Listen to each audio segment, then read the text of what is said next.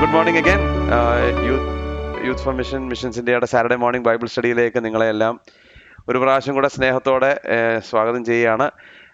നമ്മൾ അപ്പോസ്തല പ്രവൃത്തികൾ 12-ാമത്തെ സെഷൻ, അതായത് 10-ാമത്തെ അധ്യായത്തിലേക്ക് വന്നിരിക്കുകയാണ്. ഓൾമോസ്റ്റ് ഹാഫ് വേ ത്രൂ ആയി. നമ്മൾ ദൈവം അനുവദിച്ചാൽ പെട്ടെന്ന് തന്നെ മുന്നോട്ട് പോകാൻ ആഗ്രഹിക്കുന്നു. കഴിഞ്ഞ 3 ആഴ്ച ഞാൻ യാത്രയിലായിരുന്നു. ഞാനും സാറായും ഓസ്ട്രേലിയയുടെ പ്രദേശത്ത് ശുശ്രൂഷ ചെയ്തുകൊണ്ടിരിക്കുകയായിരുന്നു. വളരെ നല്ല ശുശ്രൂഷ ദൈവം നമുക്ക് നൽകി. എങ്കിലും ഞാൻ മുമ്പേ പറഞ്ഞതുപോലെ എല്ലായിടത്തും പോകുമ്പോൾ ഒറ്റ കാര്യമാണ് നമുക്ക് വ്യക്തമായി മനസ്സിലാകുന്നത്. നമുക്ക് വി നീഡ് വർക്കേഴ്സ്, ലേബറേഴ്സ് ഒരുപാട് ആവശ്യമാണ്. നമുക്ക് നമ്മുടെ മുമ്പിൽ ഫീൽഡ് റെഡി ആയിട്ടിരിക്കുകയാണ്. യൗവനക്കാർ മാഗ്നറ്റ് പോലാണ് നമ്മുടെ അടുക്കിലേക്ക് അട്രാക്റ്റഡ് ആകുന്നത്. സത്യം നാം പ്രഘോഷിക്കുമ്പോൾ people are waiting for the truth. സുവിശേഷം സംസാരിക്കുമ്പോൾ അതിനോട് പ്രതികരിക്കാൻ ആളുകൾ വളരെ ഓപ്പണായിട്ടിരിക്കുന്ന ഒരു കാലഘട്ടത്തിലാണ് നാം ജീവിക്കുന്നത്. എന്നാൽ നമുക്ക് ഈ സ്ഥലങ്ങളിൽ പോകാനും യൂത്ത് ക്യാമ്പ് നടത്താനും കോളേജിൽ പോകുവാനും ഒക്കെ ആയിട്ട് നമുക്ക് ആളുകളെ ആവശ്യമാണ്. ദൈവം അതിനായിട്ടുള്ള ആളുകളെ നൽകേണ്ടതിന് വേണ്ടി നിങ്ങൾ പ്രത്യേകം പ്രാർത്ഥിക്കുക. ഓക്കെ, നമ്മൾ ആക്ട്സ് ചാപ്റ്റർ 12, ഇപ്പം ഞാൻ ഔട്ട്ലൈൻ ഒന്നുകൂടെ തരട്ടെ. നമുക്ക് ആ പെർസ്പെക്റ്റീവ് ഒന്ന് ക്ലിയർ ആയിട്ട് മനസ്സിലാകാൻ വേണ്ടി ഞാൻ പറഞ്ഞിട്ടുണ്ട്. അപ്പോസ്തല പ്രവൃത്തി 1-ാമത്തെ അധ്യായത്തിൻ്റെ 8-ാമത്തെ വാക്യത്തിൽ നമ്മുടെ സകല ഔട്ട്ലൈനും കിടപ്പുണ്ട്. എന്താണ് അപ്പോസ്തല പ്രവൃത്തി എന്നുള്ളത് ആ 8-ാമത്തെ വാക്യത്തിൽ തന്നെ വ്യക്തമായി നമുക്ക് മനസ്സിലാവും. 1-ാമത്തെ അധ്യായത്തിൽ ശിഷ്യന്മാരുടെ ഒരുക്കം, അതാണ് നാം കാണുന്നത്. 2-ാമത്തെ അധ്യായത്തിൽ ദ ചർച്ച് ഇൻ ജെറുസലേം, യെരുശലേമിലുള്ള സഭ സ്ഥാപിക്കപ്പെടുന്നത്, അത് നമ്മൾ ഓൾറെഡി പഠിച്ചു കഴിഞ്ഞു. അത് കഴിഞ്ഞിട്ട് നമ്മൾ കാണുന്നത് പാലസ്തീനിലും സിറിയയിലും ശമരിയയിലും 8-ാമത്തെ അധ്യായം മുതൽ 12-ാമത്തെ അധ്യായം വരെ നാം കാണുന്നത് അങ്ങോട്ട് ദൈവസഭ വളരുകയാണ്. 12-ാമത്തെ അധ്യായം തൊട്ട് 28-ാമത്തെ അധ്യായം വരെ അങ്ങ് ഭൂമിയുടെ അറ്റത്തോളം ദൈവസഭ വളരുന്നതാണ് നാം കാണുന്നത്. അതാണ് നമ്മുടെ ഔട്ട്ലൈൻ. ഇന്നത്തെ നമ്മുടെ വിഷയം കൊർന്നല്യോസിന്റെ രൂപാന്തരം, മാനസാന്തരമാണ് നമ്മുടെ ടോപ്പിക്. ഇന്ന് വളരെ ചെറിയൊരു സ്റ്റഡി ആയിരിക്കും, നമുക്ക് അധികമില്ല. വളരെ പെട്ടെന്ന് തന്നെ നമുക്ക് പറഞ്ഞ് മുന്നോട്ട് പോകാം. ഞാനെപ്പോഴും അങ്ങനെ പറയും, പക്ഷേ എന്നാൽ നീണ്ടു പോകാൻ സാധ്യതയുണ്ട്. എങ്കിലും കൊർന്നല്യോസിനെ കുറിച്ച് നമ്മൾ പഠിക്കുമ്പോൾ ഇവിടുത്തെ ഏറ്റവും വലിയ വിഷയം എന്ന് പറയുന്നത് ദൈവത്തിന് മുഖപക്ഷം ഇല്ല എന്നുള്ളതാണ്. God shows no favouritism. അതാണ് നമ്മുടെ മെയിൻ ടോപ്പിക്. നമ്മുടെ ഈ ഹ്യൂമൻ ഹിസ്റ്ററിയിലേക്ക് നമ്മൾ നോക്കിക്കഴിഞ്ഞാൽ നമുക്ക് മനസ്സിലാകുന്ന ഒരു കാര്യം, പലപ്പോഴും we have a tendency to segregate people based on their culture, skin colour, social status and income level. നമ്മൾ എങ്ങോട്ട് നോക്കിയാലും മനുഷ്യൻ്റെ ഒരു പ്രത്യേകതയാണ് നിറത്തിൻ്റെ അടിസ്ഥാനത്തിൽ, അല്ലെങ്കിൽ അവരുടെ കൾച്ചർ, സംസ്കാരത്തിൻ്റെ അടിസ്ഥാനത്തിൽ, അല്ലെങ്കിൽ അവരുടെ സാമൂഹിക നിലവാരത്തിനനുസരിച്ച്, അല്ലെങ്കിൽ അവരുടെ പണത്തിൻ്റെ നിലവാരം അനുസരിച്ച് നമ്മൾ ആളുകളെ സെഗ്രിഗേറ്റ് ചെയ്യാൻ സാധ്യതയുണ്ട്. അത് നമ്മുടെ മനുഷ്യൻ്റെ ഒരു ടെൻഡൻസിയാണ്. എന്നാൽ പലപ്പോഴും സംഭവിക്കുന്നത് എന്താണെന്ന് വെച്ച് കഴിഞ്ഞാൽ നമ്മുടെ സഭയിലേക്കും ഇതേ ഒരു ടെൻഡൻസി കയറാൻ സാധ്യതയുണ്ട്. ലോകത്തിൽ അതുണ്ടെന്ന് നമുക്കറിയാം, കാരണം അത് പാപത്തിൻ്റെ ഒരു പരിണിത ഫലമാണ്. എന്നാൽ ഇതേ ടെൻഡൻസി ചിലപ്പോൾ നമ്മുടെ സഭകളിലേക്ക് കടന്നു വരാം. എന്നാൽ ഈ ലോകത്തിൻ്റെ ഭൂമിയുടെ അറ്റത്തോളം ഈ സുവിശേഷം പ്രസംഗിക്കപ്പെടുന്നതിന് മുമ്പ് ദൈവത്തിന് ചിലത് സഭയ്ക്കകത്ത് ചെയ്തെടുക്കാൻ ആവശ്യമുണ്ട്. ആ സഭയ്ക്കകത്ത് ദൈവം ചെയ്യാൻ ആഗ്രഹിക്കുന്നത് ഒന്ന്, ഈ ബാരിയറിനെ, ഈ വേർപാടിൻ്റെ നടുച്ചുവരനെ ഇടിച്ചു കളയുക എന്നുള്ളതാണ്. അത് അപ്പോസ്തലന്മാരാകട്ടെ അന്നത്തെ നേതാക്കന്മാരാകട്ടെ അവരുടെയും ഉള്ളിൽ ഈ മനോഭാവം കിടപ്പുണ്ട്. And God wants to deal with that. അതുമായിട്ട് ദൈവത്തിന് ആ വേർപാടിന് നടുച്ചുവര് ഇടിച്ചു കളയാൻ വളരെ താല്പര്യപ്പെടുന്നു. ഈ ഫൈനൽ ബാരിയർ, ലോകത്തിൻ്റെ അറ്റത്തോളം സുവിശേഷം എത്താനുള്ള ഫൈനൽ ബാരിയർ എന്ന് പറയുന്നത് ഈ ഡിസ്യൂണിറ്റിയാണ്, സെഗ്രിഗേഷൻ, ഫേവറിറ്റിസം. ദൈവം അത് ഇടിച്ചു കളയാൻ ആഗ്രഹിക്കുന്നു. അതുകൊണ്ട് ദൈവം ഈ 10-ാമത്തെ അധ്യായം വളരെ ഇമ്പോർട്ടൻ്റ് ആണ്. കഴിഞ്ഞ 2 സെഷന് മുമ്പ് നമ്മൾ കണ്ടു, എത്യോപ്യക്കാരനായ ഷണ്ടൻ ജാതികളുടെ ഇടയിൽ നിന്ന് വന്നവനാണ്.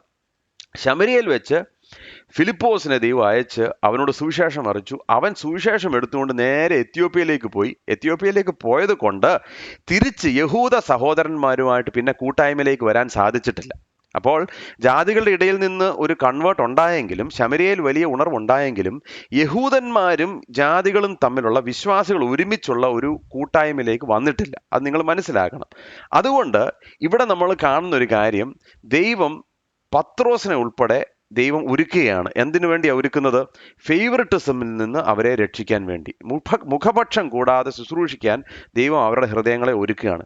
നിങ്ങളൊരു കാര്യം മനസ്സിലാക്കണം. കൊലോസ്യ ലേഖനം പൗലോസ് എഴുതുമ്പോഴത്തേക്കും അതായത് യേശുക്രിസ്തു മരിച്ചവരിൽ നിന്ന് ഉയർത്തെഴുന്നേറ്റതിന് ശേഷം 30 വർഷമേ ആയിട്ടുള്ളൂ. ഈ 30 വർഷം ആകുമ്പോഴത്തേക്ക് നിങ്ങളൊരു കാര്യം മനസ്സിലാക്കണം. അന്ന് അറിയപ്പെട്ട ലോകത്തിലേക്ക് സുവിശേഷം പരന്നു കഴിഞ്ഞു. ഇൻ 30 years, ആ 30 വർഷത്തിനുള്ളിൽ യേശുക്രിസ്തു ഉയർത്തെഴുന്നേറ്റിട്ട് 30 വർഷത്തിനുള്ളിൽ അന്ന് അറിയപ്പെട്ട ലോകത്തിലേക്ക് സുവിശേഷം എല്ലായിടത്തേക്കും പരന്നു. അതായിരുന്നു ആദിമ സഭയുടെ സീൽ. നമ്മളിപ്പോഴും പറയും 2000 വർഷങ്ങൾക്ക് മുമ്പ് നമുക്ക് കിട്ടിയ സുവിശേഷമാണ്. എന്നിട്ട് എവിടെ പോയി? നമുക്ക് അങ്ങേ അറ്റം വരെ പോകണ്ട, നമുക്ക് ഈ ഇന്ത്യയുടെ അറ്റം വരെ പോയാൽ മതി. എവിടം വരെ? ഇന്നും 4 ലക്ഷം ഗ്രാമങ്ങളിൽ സുവിശേഷം ഒരു പ്രാവശ്യം പോലും കേട്ടിട്ടില്ല ഇന്ത്യയിൽ, കേട്ടോ. 4 ലക്ഷം ഗ്രാമങ്ങൾ. ചിലർ പറയുന്നത് 6 ലക്ഷം, എൻ്റെ കണക്കിൽ 4 ലക്ഷം. അപ്പോൾ പ്രിയമുള്ളവരെ, നമ്മൾ മനസ്സിലാക്കേണ്ടത് ഈ ഒരു വ്യത്യാസം അല്ലെങ്കിൽ ഈ ഒരു സുവിശേഷീകരണത്തിന് ഒരുപക്ഷെ തടസ്സമായി നിൽക്കുന്നത് സഭകളും ആളുകളും തമ്മിലുള്ള ഐക്യത കുറവാകാൻ സാധ്യതയുണ്ട് എന്നുള്ളത് ഒന്ന് വ്യക്തമാക്കാൻ വേണ്ടിയാണ് ഈ സ്റ്റഡിയിലേക്ക് നമ്മൾ ഇന്ന് പോകുന്നത്. ഓക്കെ, നമുക്കിനി ടെക്സ്റ്റിലേക്ക് കടക്കാം. അപ്പോസ്തല പ്രവൃത്തി 10-ാമത്തെ അധ്യായം, ആക്ട്സ് ചാപ്റ്റർ 10 verses 1-8.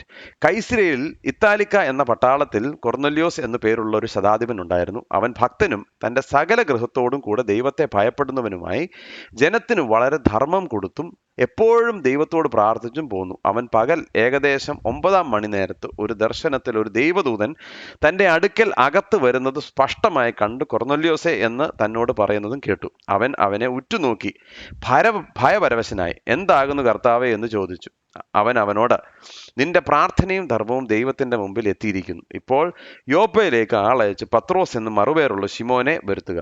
അവൻ തോൽ കൊല്ലനായ ശിമോൻ എന്നൊരുവനോട് കൂടെ പാർക്കുന്നു. അവന്റെ വീട് കടൽപ്പുറത്താകുന്നു എന്ന് പറഞ്ഞു. അവനോട് സംസാരിച്ച ദൂതൻ പോയ ശേഷം അവൻ തൻ്റെ വേലക്കാരിൽ 2 പേരെയും തൻ്റെ അടുക്കൽ അകമ്പടി നിൽക്കുന്നവരിൽ ദൈവഭക്തനായൊരു പടയാളിയെയും വിളിച്ച് സകലവും വിവരിച്ചു പറഞ്ഞ് യോപ്പയിലേക്ക് അയച്ചു. ഇവിടെ നാം കാണുന്നത് God is preparing the heart of a centurion. കൊർന്നേല്യോസിന്റെ, അതായത് ഒരു ജാതികളിൽ നിന്ന് വന്ന ഒരുവന്റെ ഹൃദയത്തെ കർത്താവ് ഒരുക്കുന്നു എന്നുള്ളതാണ്. ഒരു മനുഷ്യന്റെയും ഇടപെടലില്ലാതെ ദൈവം തൻ്റെ വേല ഒരാളുടെ ഹൃദയത്തിലേക്ക് ചെയ്യുകയാണ്. അപ്പോൾ ഇതിനൊരു ചെറിയ, ഈ സെഞ്ചുറിയൻ അല്ലെങ്കിൽ ശതാധിപൻ എന്ന് പറയുന്നവന്റെ ഒരു ചെറിയ ഒരു ബാക്ക്ഗ്രൗണ്ട് ഞാൻ പറയട്ടെ. റോമൻ പടയാളികളിൽ, റോമൻ സൈന്യത്തിൻ്റെ 100 പേരുടെ ഒരു ഇൻചാർജായി നിൽക്കുന്നവനാണ് സെഞ്ചുറിയൻ. അതുകൊണ്ടാണ് സെഞ്ചുറിയൻ, ശതാധിപൻ എന്ന പേര് കൊടുത്തിരിക്കുന്നത്. അന്ന് കൈസർ, അതായത് കൈസരിയയിൽ എന്ന് പറയുന്ന, സീസറിയ എന്ന് പറയുന്ന സ്ഥലത്ത് അന്നത്തെ റോമൻ ക്യാപിറ്റലായിരുന്നു ഈ കൈസർ എന്ന് പറയുന്ന സ്ഥലം, കൈസരിയ. അപ്പോൾ അവിടെ കാണുന്നതെന്ന് പറഞ്ഞാൽ വലിയ ഹൈ ലെവൽ ഒഫീഷ്യൽസ് ഒക്കെ ജീവിച്ചുകൊണ്ടിരുന്ന, റോമൻ പട്ടാളത്തിലെ മെയിൻ ആളുകളൊക്കെ ജീവിച്ചുകൊണ്ടിരുന്ന ഒരു സ്ഥലമാണ്. അവിടെ ഉണ്ടായിരുന്ന വ്യക്തിയാണ് ഈ പറഞ്ഞ കൊർന്നല്യോസ്. കൊർന്നല്യോസിനെ സംബന്ധിച്ചോളം വളരെ ശക്തനാണ്. അതുപോലെ ആ പ്രദേശത്ത് വളരെ ഒരു ഇൻഫ്ലുവൻഷ്യൽ പേഴ്സൺ ആണ്. അപ്പോൾ കൊർന്നല്യോസിനെ കുറിച്ച് നമ്മൾ പറയുമ്പോൾ നല്ല ജോലി ഉണ്ടായിരുന്നു, സമൂഹത്തിൽ നല്ല പേരുണ്ടായിരുന്നു എന്ന് മാത്രമല്ല, ഇത് കൂടാതെ ഇദ്ദേഹത്തെക്കുറിച്ച് ചില കാര്യങ്ങൾ പറയുന്നു. ഒന്ന്, അദ്ദേഹം ദൈവത്തെ ഭയപ്പെട്ടവനാണ്. He was a God fearing person. അതായത് ഈ മതം നമ്മൾ നോക്കുമ്പോൾ റോമൻ ഒരു റിലീജിയസ് സിസ്റ്റം എന്ന് പറഞ്ഞാൽ പോളിതീസ്റ്റിക് ആണ്. അതായത് അനേക ദേവന്മാരെ ആരാധിക്കുന്ന ഒരു സിറ്റുവേഷനിൽ നിന്ന് ഏകസത്യ ദൈവം ഉണ്ടെന്നുള്ള തിരിച്ചറിവ് ഈ പറഞ്ഞ കൊർന്നല്യോസിനുണ്ടായിരുന്നു. He knew that there was one true God. എന്നാൽ ഈ ദൈവം ആരാണെന്ന് അറിഞ്ഞുകൂടാ, ഈ ദൈവത്തിങ്കിലേക്ക് എങ്ങനെ വരണം എന്ന് അറിഞ്ഞുകൂടാ. പക്ഷെങ്കിൽ ഏകസത്യ ദൈവം ഉണ്ട് എന്നുള്ള തിരിച്ചറിവ് കൊർന്നല്യോസിനുണ്ടായിരുന്നു. ദൈവത്തെ ഭയപ്പെട്ടു എന്നുള്ളത് നമുക്ക് മനസ്സിലാകാൻ സാധിക്കും. 2, അവൻ ദൈവത്തെ ഭയപ്പെട്ടു എന്ന് മാത്രമല്ല, he was a very devout man. അത് താൻ മാത്രമല്ല, തൻ്റെ കുടുംബത്തെ മുഴുവൻ ആ ദൈവഭയത്തിൽ കൊണ്ടുവന്ന ഒരു മനുഷ്യനാണ് കൊർന്നല്യോസ് എന്ന് പറയുന്നത്. അതുമാത്രമല്ല, ആവശ്യത്തിലുണ്ടായിരുന്ന അനേകർക്ക് സഹായവും കൊടുത്ത ഒരു മനുഷ്യനാണ് കൊർന്നല്യോസ്. അത് യഹൂദ ഒരിക്കലും ഒരു റോമാക്കാരൻ അത് ചെയ്യത്തില്ലായിരുന്നു. എന്നാൽ ആവശ്യത്തിലിരിക്കുന്ന യഹൂദർക്ക് തൻ്റെ കൈ നീട്ടി അവരെ സഹായിച്ചൊരു വ്യക്തിയാണ് ഈ കൊർന്നല്യോസ് എന്ന് പറയുന്നത്. അത് മാത്രമല്ല, he was a genuine seeker. സത്യാന്വേഷിയായിരുന്നു. കർത്താവെ, സത്യം ഏതാണെന്നുള്ളത് അറിയാൻ വേണ്ടി ആഗ്രഹിച്ച ഒരു മനുഷ്യൻ. എന്നാൽ ഇവിടെ നിങ്ങൾ മനസ്സിലാക്കേണ്ട കാര്യം, തനിക്ക് വെളിപ്പെട്ടതിനനുസരിച്ച് ജീവിച്ചൊരു മനുഷ്യനാണ് കൊർന്നേലിയോസ്. തനിക്ക് ലഭിച്ച വെളിച്ചത്തിനനുസരിച്ച് ജീവിച്ചൊരു മനുഷ്യൻ. He lived up to the light he had. ഇന്നും ദൈവം ആഗ്രഹിക്കുന്ന ഒരു കാര്യമുണ്ട്, നമുക്ക് ലഭിച്ച വെളിച്ചത്തിനനുസരിച്ച് ജീവിക്കുന്നവർ. വെളിച്ചം ലഭിച്ചാൽ മാത്രം പോരാ, വെളിച്ചത്തിനനുസരിച്ച് ജീവിക്കുക എന്നുള്ളതാണ്. ഇങ്ങനൊരു മനുഷ്യൻ, ഒരു കാര്യം നമ്മൾ മനസ്സിലാക്കേണ്ടത്, ഇതെല്ലാം, ഈ ഗുണങ്ങളെല്ലാം നമ്മൾ കണ്ടിട്ട് യേശു കർത്താവിനെ അറിഞ്ഞുകൂടാ, ക്രിസ്തുയേശുവിലുള്ള സുവിശേഷം അറിഞ്ഞുകൂടാ, എന്നിട്ട് പോലും ഈ മനുഷ്യന്റെ പ്രാർത്ഥന ദൈവം കേട്ടു. അതല്ല ദൂതൻ വന്ന് പറയുന്നത്, ദൈവം നിന്റെ പ്രാർത്ഥന കേട്ടു എന്ന് പറഞ്ഞാൽ, പ്രിയമുള്ളവരെ, ഉള്ളിൽ നിന്ന് യഥാർത്ഥമായി പ്രാർത്ഥിക്കുന്ന പ്രാർത്ഥനകൾ ദൈവം കേൾക്കുന്നു എന്നുള്ളതാണ്. കാരണം ഹൃദയങ്ങളെ അറിയുന്നത് ദൈവമാണ്, ഞാനും നിങ്ങളും അല്ല. ഒരുപക്ഷെ ഞാൻ പറയും, അയ്യോ ആ മനുഷ്യന്റെ പ്രാർത്ഥന ആരും കേൾക്കും, ദൈവം കേൾക്കുന്നുണ്ട്. God hears it and God. എന്നാൽ ഒരു കാര്യം മനസ്സിലാക്കണം, എത്ര നല്ലവനാണെങ്കിലും, however good you are not good enough. അതാണ് അതിന്റെ വാസ്തവം. എത്ര ഇതുപോലെ നല്ലൊരു മനുഷ്യനുണ്ട്, യഹൂദന്മാരിലില്ല ഇങ്ങനൊരു നല്ല മനുഷ്യൻ.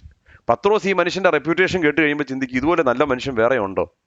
ദൈവത്തെ ഭയപ്പെടുന്നു, തൻ്റെ കുടുംബത്തെ ദൈവഭയത്തിൽ വളർത്തുന്നു, ആവശ്യമായിട്ടുള്ളവരെ സഹായിക്കുന്നു. ഇന്നൊരു പക്ഷേ നമ്മുടെ കൂട്ടത്തിൽ പറയും, ഇതുപോലെ നല്ലൊരു മനുഷ്യൻ വേറെ ഇല്ല. പക്ഷെങ്കിൽ ഒരു കാര്യം പ്രിയമുള്ളവരെ നമ്മൾ മനസ്സിലാക്കണം, you are never good enough for a holy God. നമ്മുടെ നല്ല പ്രവൃത്തി കൊണ്ട് ഒരിക്കലും ദൈവസന്നിധിയിൽ നാം നല്ലവരാകുന്നില്ല എന്നുള്ളത് മനസ്സിലാക്കണം. എന്നാൽ ഇതിലൂടെ നമുക്ക് മനസ്സിലാകുന്ന ഒരു കാര്യം, God is about to give him more. സത്യസുവിശേഷത്തിലേക്ക് ദൈവം കൊർന്നേലിയോസിനെ നയിക്കാൻ തുടങ്ങുകയാണ്. അപ്പോൾ യഥാർത്ഥത്തിൽ നമ്മുടെ ഉള്ളുകൊണ്ട് ദൈവത്തെ നാം അന്വേഷിക്കുന്നുണ്ടെങ്കിൽ, നബീൽ ഖുറേഷി എന്ന് പറയുന്ന ഒരു മുസ്ലിം, അദ്ദേഹം മരിച്ചുപോയി, അദ്ദേഹം എഴുതിയ ഒരു പുസ്തകമാണ് സീക്കിംഗ് അല്ലാഹ് ഫൈൻഡിങ് ജീസസ്. ഞാൻ അള്ളാഹുവിനെ തെരഞ്ഞുപോയി, യഥാർത്ഥത്തിൽ പോയതാണ്, പക്ഷെങ്കിൽ അവസാനം എന്താ സംഭവിച്ചത്? ഞാൻ യേശുവിനെ കണ്ടുമുട്ടി. അതായത് ഉള്ളുകൊണ്ട് യഥാർത്ഥം. അതുകൊണ്ടാണല്ലോ ദൈവവചനം നമ്മളെ പഠിപ്പിക്കുന്നത്, you will if you seek me with all your heart. നിങ്ങളുടെ ഹൃദയം കൊണ്ട് നിങ്ങൾ എന്നെ അന്വേഷിച്ചാൽ നിങ്ങൾ എന്നെ കണ്ടെത്തും. God will reveal himself.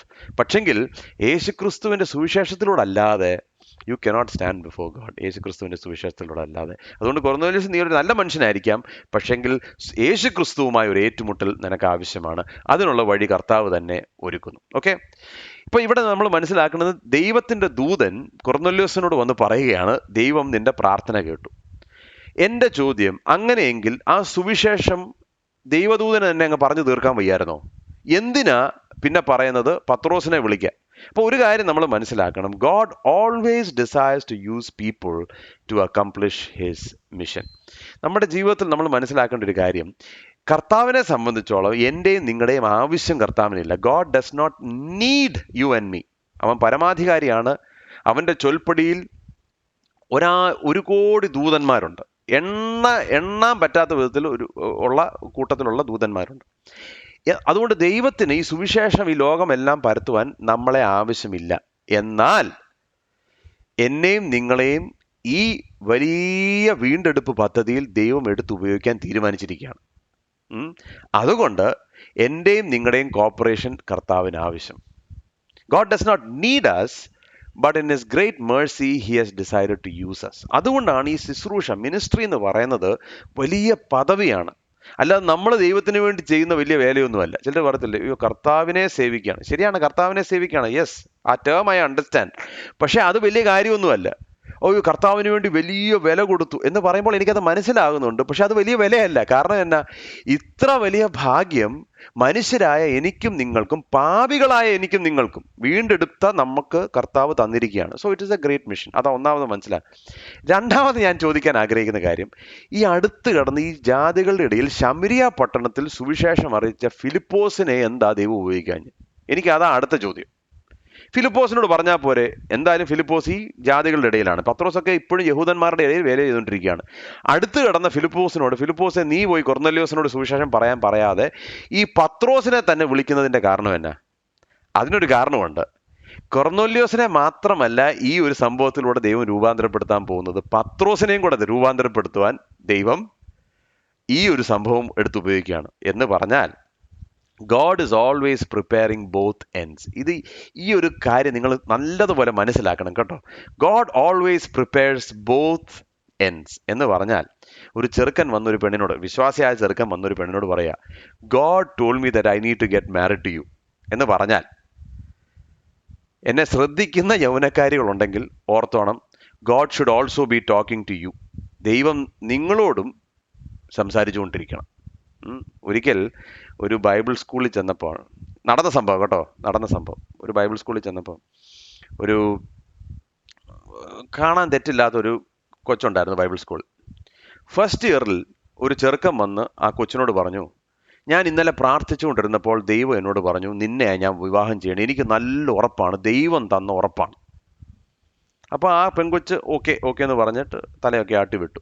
ദൈവം പറഞ്ഞതല്ലേ, അപ്പം പിന്നെ നമുക്ക് ചുമ്മാ ഒന്നും പറയാനൊക്കത്തില്ല, ദൈവം പറഞ്ഞിട്ടാണ്. ഓക്കെ, അപ്പം ദൈവം എന്ന് പറഞ്ഞെന്ന് പറഞ്ഞു കഴിയുമ്പോഴത്തേക്ക് പിന്നെ നമുക്ക് വേറെ ഒന്നും പറയാനൊക്കത്തില്ലല്ലോ. അപ്പം ദൈവം പറഞ്ഞതാ. ഓക്കെ, ദൈവം.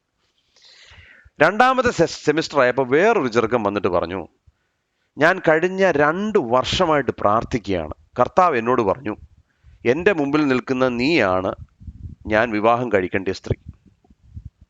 അപ്പോൾ ആ പെൺകുട്ടി പിന്നെയും തലയൊക്കെ ആട്ടിയിട്ട് ഓക്കെ ഓക്കെ എന്നൊക്കെ പറഞ്ഞിട്ട് പോയി.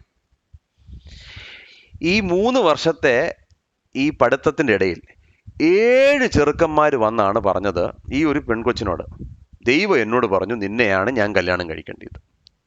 അപ്പോൾ ആ പെൺകുട്ടി ചോദിച്ചു, നമ്മളെല്ലാം പ്രാർത്ഥിക്കുന്ന ഒരേ ദൈവത്തോടാണോ? അതാണ് നമ്മൾ ആദ്യം ചോദിക്കേണ്ട വിഷയം. കാരണം 7 പേര് ചെറുക്കന്മാരും ഞാനും. ഇപ്പം ദൈവം എന്നോട് പറഞ്ഞിട്ടില്ല, പക്ഷെ നിങ്ങൾ 7 ചെറുക്കന്മാരോടും പറഞ്ഞു ദൈവം. അപ്പം നമ്മൾ ഏത് ദൈവത്തോടാണ് ഈ പ്രാർത്ഥിക്കുന്നത്? നമ്മൾ 8 വ്യത്യസ്തപരമായ ദൈവങ്ങളോടാണോ പ്രാർത്ഥിക്കുന്നത്, ഒരു ദൈവത്തോടാണോ പ്രാർത്ഥിക്കുന്നത്? ഈ ഒരു സംഭവത്തിലൂടെ ഒരു കാര്യം വ്യക്തമാണ്, God always prepares both ends. ഇവിടെ കൊർന്നല്യോസിനൊരു ദർശനം ഉണ്ടാകുമ്പോൾ ദൈവം പത്രോസിനുമായിട്ട് ഇടപെട്ടുകൊണ്ടിരിക്കുകയാണ്. God is preparing both ends. അതുകൊണ്ട് പ്രിയമുള്ളവർ, ഒരു കാര്യം നമുക്ക് മനസ്സിലാക്കാം, എപ്പോഴൊക്കെ ദൈവപ്രവൃത്തി ഉണ്ടാകുന്നോ God will prepare both ends. അവിടെ നമ്മൾ വിഷമിക്കേണ്ട കാര്യമില്ല. ചിലപ്പോൾ നമ്മൾ ചിന്തിക്കും, കർത്താവ് എൻ്റെ കുടുംബത്തിൽ ഇന്ന ആളെ രക്ഷിക്കപ്പെട്ടിട്ടില്ല, ഞാൻ എങ്ങനെ അവനോട്. Don't worry, God is preparing both ends. ദൈവം അവരെ വിടുവിക്കാൻ തീരുമാനിച്ചിട്ടുണ്ടെങ്കിൽ God will prepare their hearts as you are preparing to speak. ഇത് നമ്മൾ ഓർക്കണം, കാരണം ഇത് ദൈവപ്രവൃത്തിയാണ്, ഇത് മനുഷ്യന്റെ പ്രവൃത്തി അല്ല. So God is preparing both ends. അതുകൊണ്ട് ഫിലിപ്പോസിനെ അയക്കാത്തതിൻ്റെ കാരണം പത്രോസിന് രൂപാന്തരത്തിന്റെ ആവശ്യമാണ്. അതേ സമയത്ത് പത്രോസ് കാണുന്ന ദർശനം നമുക്കൊന്ന് വായിക്കാം. ആക്സ് 10:9-20, 10ാമത്തെ അധ്യായത്തിന് 9 മുതൽ 20 വരെയുള്ള വാക്യങ്ങൾ. പിറ്റേനാൾ അവർ യാത്ര ചെയ്ത് പട്ടണത്തോട് സമീപിക്കുമ്പോൾ പത്രോസ് 6-ാം മണി നേരത്ത് പ്രാർത്ഥിപ്പാൻ വെൺമാടത്തിൽ കയറി. അവൻ വളരെ വിശന്നിട്ട് ഭക്ഷിപ്പാൻ ആഗ്രഹിച്ചു. അവർ ഒരുക്കുമ്പോഴേക്ക് അവൻ ഒരു വിവശത വന്നു. അപ്പോൾ പത്രോസ് സാധാ മനുഷ്യനാണ് കേട്ടോ, പുള്ളിക്കും വിശക്കും. പ്രാർത്ഥിക്കാനിരിക്കുമ്പോൾ വിശക്കുന്ന എത്ര പേരുണ്ട്? കൈ ഉയർത്താൻ പറഞ്ഞു കഴിഞ്ഞാൽ എന്നെ പോലുള്ളവരായിരിക്കും ആദ്യം കൈ ഉയർത്തുന്നത്. ഫാസ്റ്റിംഗ് ആൻഡ് പ്രയർ എന്ന് പറഞ്ഞ് ഇരിക്കുമ്പോൾ തുടങ്ങും വിശപ്പ്. പക്ഷേ പത്രോസും അതുപോലെ ഒരു മനുഷ്യനായിരുന്നു കേട്ടോ. ആ ഒരുക്കുന്ന സമയം കൊണ്ട് പുള്ളി ഒരു വിവശതയിലായിപ്പോയെന്ന് വരെയാണ് എഴുതിയിരിക്കുന്നത്. ഈ വാട്സ് ഇൻ എ ട്രാൻസ്. ആകാശം തുറന്നിരിക്കുന്നതും വലിയൊരു തുപ്പട്ടി പോലെ 4 കോണും കെട്ടിയിട്ട് ഭൂമിയിലേക്ക് ഇറക്കി വിട്ടൊരു പാത്രം വരുന്നത് അവൻ കണ്ടു. അതിൽ ഭൂമിയിലെ സകലവിധ നാൽക്കാലിയും ഇഴജാതിയും ആകാശത്തിലെ പറവയും ഉണ്ടായിരുന്നു. പത്രോസെ, എഴുന്നേറ്റ് അറുത്ത് തിന്നുക എന്ന ഒരു ശബ്ദം ഉണ്ടായി. അതിന് പത്രോസ്, ഒരിക്കലും പാടില്ല കർത്താവേ. കർത്താവിനെ പഠിപ്പിക്കുന്ന പത്രോസ്, മലിനമോ അശുദ്ധമോ ആയതൊന്നും ഞാൻ ഒരു നാളും തിന്നിട്ടില്ല. ആ ശബ്ദം 2-ാം പ്രാവശ്യവും അവനോട്, ദൈവം ശുദ്ധീകരിച്ചത് നീ മലിനമെന്ന് വിചാരിക്കരുത് എന്ന് പറഞ്ഞു. ഇങ്ങനെ 3 പ്രാവശ്യം ഉണ്ടായി. ഉടനെ പാത്രം തിരികെ ആകാശത്തേക്ക് വലിച്ചെടുത്തു. ഈ കണ്ട ദർശനം എന്തായിരിക്കും എന്ന് പത്രോസ് ഉള്ളിൽ ചഞ്ചലിച്ചു കൊണ്ടിരിക്കുമ്പോൾ കൊർന്നല്യോസ് അയച്ച പുരുഷന്മാർ ശീമോന്റെ വീട് ചോദിച്ചുകൊണ്ട് പതിവാതിൽക്കൽ നിന്നു. കർത്താവിന്റെ ടൈമിംഗ് ഒന്ന് ശ്രദ്ധിച്ചേ. ഇവിടെ ഇങ്ങനെ ചിന്തിച്ചുകൊണ്ടിരിക്കുമ്പോൾ തന്നെ അവരവിടെ എത്തി. പത്രോസ് എന്ന് മറുപേരുള്ള ശിമോൻ ഇവിടെ പാർക്കുന്നുണ്ടോ എന്ന് വിളിച്ചു ചോദിച്ചു. പത്രോസ് ദർശനത്തെക്കുറിച്ച് ചിന്തിച്ചുകൊണ്ടിരിക്കുമ്പോൾ ആത്മാവ് അവനോട്, 3 പുരുഷന്മാർ നിന്നെ അന്വേഷിക്കുന്നു, നീ എഴുന്നേറ്റ് ഇറങ്ങിച്ചെല്ലുക, ഞാൻ അവരെ അയച്ചതാകൊണ്ട് ഒന്നും സംശയിക്കാതെ അവരോട് കൂടെ പോക എന്ന് പറഞ്ഞു. അപ്പോൾ ഇവിടെ നമ്മൾ കാണുന്നത് ഈ പത്രോസിനുണ്ടാകുന്ന ദർശനമാണ്. പത്രോസിനുണ്ടാകുന്ന ദർശനത്തിൽ God is preparing the leaders heart. അതുകൊണ്ട് കർത്താവിൽ വിശ്വസിക്കാത്ത ജാതി റോമാക്കാരനായ കൊർന്നല്യോസിന്റെ ഹൃദയം മാത്രമല്ല ദൈവം ഒരുക്കുന്നത്, അതേ സമയത്ത് ദൈവം ഒരുക്കുന്നത് പത്രോസിന്റെ ഹൃദയം. എന്ന് പറഞ്ഞാൽ പ്രിയമുള്ളവർ, ഒരു കാര്യം നിങ്ങളിവിടെ മനസ്സിലാക്കണം. ഞാൻ എൻ്റെ സഭയെ പണിയുമെന്ന് പറഞ്ഞ് പത്രോസിന്റെ മേൽ എന്ന് പറഞ്ഞാൽ ശിഷ്യന്മാരിൽ ഒന്നാമൻ. ഈ ഒന്നാമനായ പത്രോസ്, കർത്താവ് പറഞ്ഞു ആത്മീയ മർമ്മമാണ്, ഞാൻ നിനക്ക് താക്കോലൊക്കെ തരുന്നു എന്നൊക്കെ പറഞ്ഞ് ഈ ഒന്നാമനായ പത്രോസിന്റെ ഹൃദയവും ഒരുക്കപ്പെടണം. ഇവിടെ നിങ്ങൾ മനസ്സിലാക്കേണ്ട കാര്യം, God is preparing the preacher for this monumental encounter. പലപ്പോഴും നമ്മുടെ ജീവിതത്തിൽ നമ്മൾ സംഭവിക്കുന്ന ഒരു കാര്യം, കർത്താവിനെ അറിഞ്ഞു കഴിഞ്ഞ് കുറച്ച് നാളൊക്കെ നമ്മൾ കർത്താവുമായി ബന്ധപ്പെട്ട് നിന്ന് കർത്താവിൻ്റെ ശുശ്രൂഷയൊക്കെ ആയിക്കഴിഞ്ഞ് നമ്മുടെ ചിന്ത എന്നാ, God only needs to deal with the other person. മറ്റേ ആളുടെ ഹൃദയത്തിൽ മാത്രം ദൈവം പ്രവർത്തിച്ചാൽ മതി. No no no no no. ഒരുപക്ഷെ നിങ്ങൾ ലീഡർ ആയിരിക്കാം, but God wants to deal with you. ദൈവത്തിന് എൻ്റെ ഹൃദയത്തിൽ ചില കാര്യങ്ങൾ ചെയ്യേണ്ടത് ആവശ്യമാണ്. ചിലപ്പോൾ നമ്മുടെ ജീവിതത്തിൽ സംഭവിക്കുന്നത്, നമ്മൾ അങ്ങ് ഭയങ്കരമായിട്ട് അങ്ങ് തഴക്കവും പഴക്കവും ഒക്കെ വന്നു കഴിയുമ്പോൾ നമുക്കെല്ലാം അറിയാം, നമുക്കെല്ലാം അറിയാം. ദൈവം ഇനി മറ്റവരുടെ ഹൃദയത്തിൽ മാത്രം പ്രവർത്തിച്ചാൽ മതി. എൻ്റെ ഹൃദയത്തിലൊന്നും പ്രശ്നമില്ല, മറ്റുള്ളവരുടെ ഹൃദയത്തിൽ. ഇവിടെ കാണുന്നൊരു കാര്യം, ഈ തുപ്പട്ടിക്കകത്ത് ഇറങ്ങി വരുന്നത് ശുദ്ധവും അശുദ്ധവുമായിട്ടുള്ള ജന്തുക്കളെല്ലാം ഉണ്ട്. അതായത് ശുദ്ധവും അശുദ്ധവും എന്ന് പറയുമ്പോൾ യഹൂദ പ്രമാണം അനുസരിച്ചാണ്, ദ സെറിമോണിയൽ ലോസ്. ഇവിടെ ഞാനൊരു ചെറിയ കാര്യം നിങ്ങൾക്ക് മനസ്സിലാകാൻ വേണ്ടി പെട്ടെന്നൊന്ന് പറയാം കേട്ടോ, ഇതൊന്ന് നിങ്ങൾക്ക് മനസ്സിലാകാൻ വേണ്ടി. ഈ യഹൂദന്മാരുടെ ഈ ലോസ് നമ്മൾ നോക്കുമ്പോൾ, പ്രമാണങ്ങൾ നോക്കുമ്പോൾ 3 വെറൈറ്റി ലോസ് ഉണ്ട്. ഇത് ആളുകൾ ചിലപ്പോൾ നമ്മളെ കൺഫ്യൂസ് ചെയ്യിക്കും. നിങ്ങൾ ബൈബിൾ പറയുന്നത് എല്ലാം നിങ്ങൾ വിശ്വസിക്കുകയാണെങ്കിൽ പിന്നെ നിങ്ങൾ ഇതെന്തിനാ കഴിക്കുന്നത്, ഇത് കഴിക്കാൻ പാടില്ല, നിങ്ങൾ എന്തിനാ പിന്നെ പോർക്ക് കഴിക്കുക. അത് കോഷർ ലോസ്, അതായത് ഡയറ്ററി ലോസ്. 3 ലോസ് ഉണ്ടായിരുന്നു യഹൂദന്മാർക്ക്. ഒന്നാമത്തെ ലോ എന്ന് പറയുന്നത് എന്ത് ലോ ആണ്? ഈ സെറിമോണിയൽ ലോസ്. നിങ്ങൾ ഇങ്ങനത്തെ വസ്ത്രം ഇടണം, ഇങ്ങനത്തെ മുടി ഇങ്ങനെ വേണം വെട്ടാൻ എന്നൊക്കെ പറഞ്ഞ് സെറിമോണിയൽ ലോസ്. 2 എന്ന് പറയുന്നത് ഡയറ്ററി ലോസ് ആണ്, കോഷർ, നിങ്ങൾ ഇന്ന ഫുഡേ കഴിക്കാൻ പാടുള്ളൂ. 3-മത്തെ മോറൽ ലോസ്, അതാണ് 10 കൽപ്പനകൾ, നിങ്ങൾ എന്ത് ചെയ്യാൻ പാടില്ല. ഈ മോറൽ ലോസ് എന്ന് പറയുന്നത്, ധാർമ്മികമായിട്ടുള്ള നിയമങ്ങൾ എന്ന് പറയുന്നത് നമുക്ക് ബാധകമാണ്. It is applicable to each one of us. It is applicable to the whole world. എന്നാൽ സെറിമോണിയൽ ലോസും ഡയറ്ററി ലോസും എന്ന് പറയുന്നത്, ഈ 2 ലോസും യഹൂദ കൂട്ടത്തിന് വേണ്ടി മാത്രം കർത്താവ് യേശുക്രിസ്തു വരുന്നതിന് മുമ്പ് പഴയ നിയമത്തിൽ കൊടുത്തതാണ്. അത് എന്നെയും, അതായത് ശബത്തിനെ കുറിച്ചുള്ളതും അങ്ങനെയുള്ള എല്ലാ സെറിമോണിയലും dietary laws were only for the Jews before Christ. Okay, അത് നിങ്ങൾ മനസ്സിലാക്കണം. അത് നമ്മൾ കൺഫ്യൂഷൻ. അപ്പോൾ പത്രോസിനെ സംബന്ധിച്ചോളം, പത്രോസ് ജീവിച്ചത് മുഴുവൻ യഹൂദനായിട്ടാണ് ജീവിച്ചത്. അതുകൊണ്ട് ചില കാര്യങ്ങൾ അദ്ദേഹം കഴിക്കത്തില്ല. അതിന് കുഴപ്പമൊന്നുമില്ല, കഴിക്കത്തില്ല. എന്തുകൊണ്ടാണ് ദൈവം ഇതുപോലത്തെ ചില പ്രമാണങ്ങൾ യഹൂദന്മാർക്ക് കൊടുത്തത്? അതിനൊറ്റ കാരണം, ആ കാലത്ത് യഹൂദന്മാരും ജാതികളും തമ്മിൽ വേർപിരിക്കാൻ, അതായത് വൈകുന്നേരം ഒരു ജാതിയൻ തൻ്റെ വീട്ടിലേക്ക് ആഹാരം കഴിക്കാൻ കൊണ്ടുപോയി കഴിഞ്ഞാൽ യഹൂദൻ തന്നെത്താനെ പറയണം, ഞാൻ അവനെപ്പോലുള്ളവനല്ല, അവൻ കാണിക്കുന്നത് മുഴുവൻ എനിക്ക് കാണിക്കാൻ ഒക്കത്തില്ല എന്ന് തന്നെത്താനെ പറയുന്ന ഒരു കാര്യമാണ് ഈ സെറിമോണിയൽ ലോസ് കേട്ടോ. ആ ഒരു സോഷ്യൽ ഇൻറ്ററാക്ഷനിൽ ഒരു റെസ്ട്രിക്ഷൻ കൊണ്ടുവരാൻ വേണ്ടി ദൈവം കൊടുത്ത ചില ലോസ് ആണ് ഈ പറഞ്ഞ ലോസ്. ഇന്ന് ഈ ലോസ് ഒന്നും ബാധകമല്ല. എന്നാൽ ഒരു വിശ്വാസി വിശുദ്ധ ജീവിതത്തിലേക്ക് ജീവിക്കാൻ ആഗ്രഹിക്കുമ്പോൾ നാം നമുക്ക് തന്നെ ചില ലോസ് ഉണ്ടാക്കുന്നത് നല്ലതാണ്. ഞാൻ ഈ ലെവൽ വരെ പോകത്തുള്ളൂ, ഇതിനപ്പുറത്തേക്ക് പോകത്തില്ല. അത് നമ്മുടെ സാങ്ക്ടിഫിക്കേഷൻ, നമ്മുടെ വിശുദ്ധീകരണത്തിന് നാം തന്നെ, അത് ഇറ്റ്സ് നോട്ട് ഡോക്ട്രിൻ, അത് ദൈവശാസ്ത്രമല്ല, പക്ഷെങ്കിൽ നാം നമുക്ക് വേണ്ടി തന്നെ ചില നിയമങ്ങൾ വെക്കുന്നത് വളരെ നല്ലതാണ്. അപ്പോൾ ഇങ്ങനെ ഒരു ശബ്ദം ഉണ്ടാകുമ്പോൾ അറുത്ത് തിന്നുക എന്ന് പറയുമ്പോൾ പത്രോസിനെ സംബന്ധിച്ചോളം ചിന്തിക്കാൻ പറ്റാത്ത കാര്യമാണ്. പത്രോസ് പറയുന്നത്, എന്താ കർത്താവേ, എന്നിട്ട് എന്താ പറയുന്നതെന്നറിയോ? ഒരിക്കലും പാടില്ല കർത്താവേ കേട്ടോ. കർത്താവ് വ്യക്തമായിട്ട് പത്രോസിനോട് പറയാം, അറുത്ത് തിന്നുക. പത്രോസ് എന്താ ദൈവത്തോട് പറയുന്നത്? ദൈവത്തെ പഠിപ്പിക്കാൻ പോകുന്ന പത്രോസ്, never never never, no Lord. ഈ 2 വാക്ക് ഒരുമിച്ച് ഒരിക്കലും പോകത്തില്ല. നിങ്ങൾ ശ്രദ്ധിച്ചോണം കേട്ടോ. No Lord. ഈ പത്രോസിനെ നിങ്ങളൊന്ന് ശ്രദ്ധിക്കണം. ആദ്യം കർത്താവ് പറഞ്ഞു, ഞാൻ മരിക്കാൻ പോവുകയാണ്. അപ്പോൾ എന്താ പത്രോസ് പറഞ്ഞേ? നോ ലോഡ്, ഒരിക്കലും പാടില്ല കർത്താവ്. അത് കഴിഞ്ഞിട്ട് പത്രോസിനോട് പറഞ്ഞു, ഞാൻ നിന്റെ കാൽ കഴുകാൻ പോവാണ്. അപ്പോൾ പത്രോസ് എന്നാ പറഞ്ഞേ? ഒരിക്കലും പാടില്ല കർത്താവ്. ഇപ്പൊ പത്രോസിനോട് പറയാം, അറുത്ത് തിന്നുക. അപ്പോൾ എന്നാ പത്രോസിന് മറുപടി? ഒരിക്കലും പാടില്ല, നോ ലോഡ്. ഈ സ്പേർജൻ പ്രസംഗിച്ചുകൊണ്ടിരുന്ന ഒരു സ്ഥലത്ത് പ്രസംഗിക്കുന്ന വേറൊരു വ്യക്തി ഉണ്ടായിരുന്നു, ഞാൻ അദ്ദേഹത്തിൻ്റെ പേര് മറന്നുപോയി. അദ്ദേഹം പറഞ്ഞൊരു കാര്യമാണ് ഈ വാക്യത്തെക്കുറിച്ച്. അദ്ദേഹം പറഞ്ഞു, these 2 words will never fit together, no and Lord. ഒരിക്കലും പാടില്ല എന്ന് പറയുന്ന പദത്തിന് കുഴപ്പമില്ല, കർത്താവേ എന്ന് പറയുന്ന പദത്തിനും കുഴപ്പമില്ല. പക്ഷെ ഒരിക്കലും പാടില്ല കർത്താവേ എന്ന് പറയുന്ന ഒരു ഫ്രേസ് ഇറ്റ്സ് എൻ ഓക്സിമോറാണ്, ഒരിക്കലും പാടില്ലാത്ത പദമാണ്. കാരണം അവൻ സകലത്തിനും കർത്താവാണെങ്കിൽ പാടില്ലെന്ന് പറയാൻ ഞാൻ ആരാ? എന്നാൽ നമ്മുടെ എല്ലാം ജീവിതത്തിൽ എങ്ങനെയാണെന്നറിയോ? കർത്താവേ, ഈ കാര്യം ഒരിക്കലും ഒക്കത്തില്ല. കർത്താവ് നമ്മളോട് പറയും, നീ അവനോട് പോയി സംസാരിക്കണം. അപ്പം നമ്മൾ എന്താ കർത്താവ് പറയും? ഒരിക്കലും പാടില്ല കർത്താവ്. ഈ ക്രിസ്മസിന് നിന്നോട് മിണ്ടാതിരിക്കുന്ന ഈ സഹോദരൻ്റെ വീട്ടിൽ നീ പോയി കേക്ക് കൊടുക്കണം. അപ്പം നമ്മൾ എന്താ ദൈവത്തോട് പറയും? ഒരിക്കലും പാടില്ല കർത്താവ്. ഒരു വിശ്വാസിയെ സംബന്ധിച്ചോളം ഈ 2 വാക്കുകൾ ഒരുമിച്ച് ചേരുന്ന പ്രശ്നമേ ഇല്ല. ഒരിക്കലും പാടില്ല എന്ന് പറയാം, കർത്താവേ എന്നും പറയാം. ഇത് രണ്ടും കൂടെ ചേർക്കാൻ ഒക്കത്തില്ല. You can never say no and Lord together in the same sentence. നടക്കുന്ന കാര്യമല്ല. എനിക്കൊരു സ്നേഹിതനുണ്ട്, ഇപ്പോഴും നല്ല സ്നേഹിതൻ, എനിക്ക് ഭയങ്കര സന്തോഷമാണ് കേട്ടോ. ഇപ്പോഴും ഞങ്ങൾ വളരെ സ്നേഹത്തിലാണ്. ആ സ്നേഹിതനും ഭാര്യയും. ഭാര്യ എന്ന് പറയുന്നത് ഒരു മിഷണറിയുടെ മോളായിട്ടാണ് ഈ കേരളത്തിൽ നിന്ന് വേറൊരു സംഘടനയാണ്. അപ്പം കർത്താവിനെ രണ്ടുപേരും സ്നേഹിക്കുന്നവരാണ് കേട്ടോ. ഈ നോ ലോഡ് എന്ന് പറഞ്ഞു. അപ്പോൾ അവർ 5 വർഷം മുമ്പ് കേരളത്തിൽ എൻ്റെയും സാറുടെയും കൂടെ കുറച്ച് ടൈം സ്പെൻഡ് ചെയ്യാൻ വേണ്ടി ഞങ്ങളുടെ കൂടെ വന്നപ്പം ഞാൻ അവരോട് പറഞ്ഞു, നല്ലൊരു കപ്പിൾ. അപ്പം ഞാൻ പറഞ്ഞു, ഞങ്ങളിവിടെ യൂത്ത് മിനിസ്ട്രി ഒക്കെ ചെയ്യുകയാണ്. അവർ മിനിസ്ട്രി ഒക്കെ എടുക്കാൻ ജോലിയൊക്കെ രാജിവെച്ച് നല്ല വലിയ ജോലി, നല്ല രണ്ടുപേര്. അപ്പം ഞാൻ അവരോട് പറഞ്ഞു, നമ്മുടെ കൂടെ ജോയിൻ ചെയ്യുന്നു, നമ്മളായിട്ട് നല്ല സ്നേഹബന്ധമാണ്, നമ്മുടെ കൂടെ ജോയിൻ ചെയ്യുന്നു.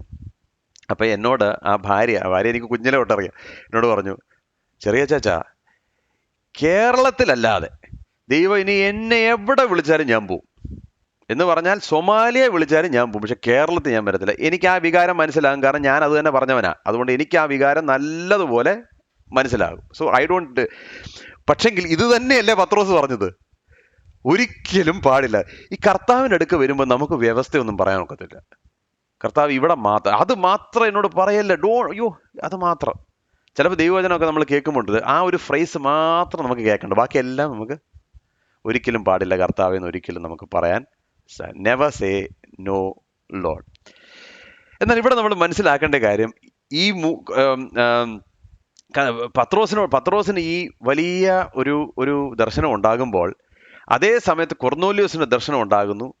പത്രോസിന്റെ ദർശനം കണ്ടു കഴിയുമ്പോഴത്തേക്ക് കൊർന്നേലിയോസിന്റെ ആളുകൾ വാതിക്കൽ നിൽക്കുന്നു. The sovereign plan of God, ദൈവത്തിന്റെ പരമാധികാരം. അതുകൊണ്ട് പ്രിയമുള്ളവർ, ഒരു കാര്യം നിങ്ങൾ മനസ്സിലാക്കണം, സുവിശേഷം അറിയിക്കുക എന്നുള്ളത് എൻ്റെ ചുമതല. എല്ലാ കാര്യങ്ങളും അതിൻ്റെ ആ ഒരു ക്രമത്തിൽ വരിക എന്ന് പറയുന്നത്, അല്ലെങ്കിൽ ആ ക്രമീകരിക്കുന്നത് ദൈവത്തിന്റെ കടമ. That is A sovereign plan of God. ഈ പുഴവക്കത്ത് നടന്ന പൗലോസ് ഓർത്ത്, ഇനി ഞാൻ എന്ത് ചെയ്യും? അവിടെ നോക്കിയപ്പോൾ കുറച്ച് സ്ത്രീകൾ ഇരിക്കുന്നു. സ്ത്രീകളെ അവിടെ കൊണ്ടുവന്നതാരാ? ദൈവം. അപ്പൊ പൗലോസ് ഓർത്ത്, എന്നാ അങ്ങ് പ്രസംഗിച്ചേക്കാം. പക്ഷെ പൗലോസിന്റെ പ്രസംഗ സ്ഥലം അതല്ലല്ലോ. പൗലോസ് പ്രസംഗിക്കേണ്ട സിനഗോഗിലല്ലേ. പുഴവക്കത്ത് കിടന്ന സ്ത്രീകളോട് സംസാരിച്ചുകൊണ്ടിരുന്നപ്പോൾ ദൈവത്തിന് ഇപ്രകാരം പറയുന്നു, പൗലോസ് പ്രസംഗിച്ചപ്പോൾ ദൈവം ലുദിയയുടെ ഹൃദയത്തെ തുറന്നു. അപ്പൊ you need to understand the sovereign plan of God. നമ്മൾ ചെയ്യേണ്ടത് ദൈവത്തിന്റെ ആത്മാവിന്റെ പ്രേരണയാൽ ചെയ്യുമ്പോൾ ബാക്കിയുള്ള കാര്യങ്ങൾ കറക്റ്റായിട്ട് ദൈവം അടുക്കി കൊണ്ടുവരും. അത്രമാത്രം നമ്മൾ ചെയ്താൽ മതി. അവരുടെ ഹൃദയത്തെ മാറ്റുന്നത് എൻ്റെ ജോലിയല്ല. എന്നെ തേടി അവർ വരണമെന്നുള്ളതും എൻ്റെ ജോലിയല്ല. ഇൻവിറ്റേഷൻ ഉണ്ടാക്കുക എന്നുള്ളത് എൻ്റെ ജോലിയല്ല. ഇതൊന്നും എൻ്റെ ജോലിയല്ല. എൻ്റെ ജോലി എന്നാ? ദൈവം പറയുമ്പോൾ നോ ലോഡ് എന്നല്ല, യെസ് ലോഡ് എന്ന് പറയണം. അത് പറഞ്ഞാൽ ബാക്കിയുള്ളത് ക്രമീകരിക്കുന്നത് ദൈവത്തിൻ്റെ പദ്ധതി. This is the sovereign plan of God. യോനെ കടലിൽ നിന്ന് പുറത്തേക്ക് വലിച്ചെറിയുമ്പോൾ ആ കറക്റ്റ് സമയത്ത്, കറക്റ്റ് ടൈമിൽ, കറക്റ്റ് സ്ഥലത്ത് അവിടെ ഒരു മത്സ്യത്തെ ആരാ കൊണ്ട് അവിടെ വെച്ചത്? ദൈവം വെച്ചത്. That is God sovereign plan. അപ്പം ഞാൻ ആരോട് പ്രസംഗിക്കണമെന്നും ഏത് മീറ്റിങ്ങിന് പോകണമെന്നും ആരെൻ്റെ അടുക്ക് വരണമെന്നുള്ളത് ആരുടെ പദ്ധതി? ദൈവത്തിൻ്റെ പദ്ധതി. പിന്നെ ഞാൻ എന്തിനാ ആ ഭാരം എല്ലാം കൂടെ ഏറ്റെടുക്കുന്നത്? ഞാൻ ആ ഭാരം ഏറ്റെടുക്കേണ്ട കാര്യമില്ല. ഞാൻ യെസ് ലോഡ് എന്ന് പറഞ്ഞാൽ മാത്രം മതി. ഓക്കെ, നമുക്ക് അടുത്ത വാക്യത്തിലേക്ക് കടക്കാം. പത്രോസ് ആ പുരുഷന്മാരുടെ അടുക്കൽ ഇറങ്ങിച്ചെന്ന്, നിങ്ങൾ അന്വേഷിക്കുന്നവൻ ഞാൻ തന്നെ, നിങ്ങൾ വന്ന സംഗതി എന്ത് എന്ന് ചോദിച്ചു. അതിനവർ, നീതിമാനും ദൈവഭക്തനും യഹൂദന്മാരുടെ സകല ജാതിയാലും നല്ല സാക്ഷ്യം കൊണ്ടുവന്നവനും ആയ കൊർന്നേലിയോസ്. അപ്പോൾ ഭയങ്കര റെക്കമെൻഡേഷനാണ് കേട്ടോ കൊർന്നേലിയോസിന്. നല്ല മനുഷ്യനായിരുന്നു. എന്നാൽ ശതാധിപന് നിന്നെ വീട്ടിൽ വരുത്തി നിന്റെ പ്രസംഗം കേൾക്കണം എന്ന് ഒരു വിശുദ്ധ ദൂതനാൽ അരുളപ്പാടുണ്ടായിരിക്കുന്നു എന്ന് പറഞ്ഞു. അവൻ അവരെ അകത്ത് വിളിച്ച് പാർപ്പിച്ചു. പിറ്റേനാൾ എഴുന്നേറ്റ് അവരോടുകൂടെ പുറപ്പെട്ടു. യോപ്പയിലെ സഹോദരന്മാർ ചിലരും അവനോടുകൂടെ പോയി. പിറ്റേനാൾ കൈസര്യയിൽ എത്തി. അവിടെ കൊർന്നേലിയോസ് ചാർച്ചക്കാരെയും അടുത്ത സ്നേഹിതന്മാരെയും കൂട്ടിവരുത്തി അവർക്കായി കാത്തിരുന്നു. പത്രോസ് അകത്ത് കയറി വന്നപ്പോൾ കൊർന്നേലിയോസ് എഴുന്നേറ്റ് അവന്റെ കാൽക്കൽ വീണ് അവനെ നമസ്കരിച്ചു. പത്രോസോ, എഴുന്നേൽക്ക, ഞാനും ഒരു മനുഷ്യനത്രേ എന്ന് പറഞ്ഞ് അവനെ എഴുന്നേൽപ്പിച്ചു. അവനോട് സംഭാഷിച്ചതും കൊണ്ട് അകത്ത് ചെന്ന് അനേകർ വന്നുകൂടിയിരിക്കുന്നത് കണ്ട് അവനോട്. അപ്പോൾ കൊർന്നേലിയോസ് അവിടെ വലിയ ഒരു പ്രയർ മീറ്റിംഗ് നടത്തുകയാണ്. അന്യജാതിക്കാരൻ്റെ അടുക്കൽ ചെല്ലുന്നതും അവരുമായി പെരുമാറ്റം ചെയ്യുന്നതും യഹൂദന് നിഷിദ്ധം എന്ന് നിങ്ങൾ അറിയുന്നുവല്ലോ. എങ്കിലും ഒരു മനുഷ്യനെയും മലിനമോ അശുദ്ധനോ എന്ന് പറയരുതെന്ന് ദൈവം എനിക്ക് കാണിച്ചു തന്നിരിക്കുന്നു. അതുകൊണ്ടാകുന്നു നിങ്ങൾ ആളയച്ചപ്പോൾ ഞാൻ എതിർ പറയാതെ വന്നത്. എന്നാൽ എന്നെ വിളിപ്പിച്ച സംഗതി എന്ത് എന്ന് അറിഞ്ഞാൽ കൊള്ളാം എന്ന് പറഞ്ഞു. അതിന് കൊർന്നല്യോസ്, നാലാകുന്നാൾ ഈ നേരത്ത് ഞാൻ വീട്ടിൽ 9-ാം മണി നേരത്ത് പ്രാർത്ഥന കഴിച്ചുകൊണ്ടിരിക്കുമ്പോൾ ശുഭ്രവസ്ത്രം ധരിച്ചൊരു പുരുഷൻ എൻ്റെ മുമ്പിൽ നിന്നു. കൊർന്നല്യോസേ, ദൈവം നിന്റെ പ്രാർത്ഥന കേട്ടു, നിന്റെ ധർമ്മം ഓർത്തിരിക്കുന്നു. യോപ്പയിലേക്ക് ആളയച്ച് പത്രോസ് എന്ന് മറുപേരുള്ള ശിമോനെ വിളിപ്പിക്കുക. അവൻ കടൽപ്പുറത്ത് തോൽക്കൊല്ലനായ ശിമോന്റെ വീട്ടിൽ പാർക്കുന്നു എന്ന് പറഞ്ഞു. ക്ഷണത്തിൽ ഞാൻ നിന്റെ അടുക്കൽ ആളയച്ചു. നീ വന്നത് ഉപകാരം. കർത്താവ് നിന്നോട് കൽപ്പിച്ചതൊക്കെയും കേൾപ്പാൻ ഞങ്ങൾ എല്ലാവരും ഇവിടെ ദൈവത്തിന് മുമ്പാകെ കൂടിയിരിക്കുന്നു എന്ന് പറഞ്ഞു. അപ്പോൾ നിങ്ങൾ ഈ സംഭവം നിങ്ങൾ മനസ്സിലാക്കണം. പത്രോസിന്റെ റെസ്പോൺസ് എന്താണ്?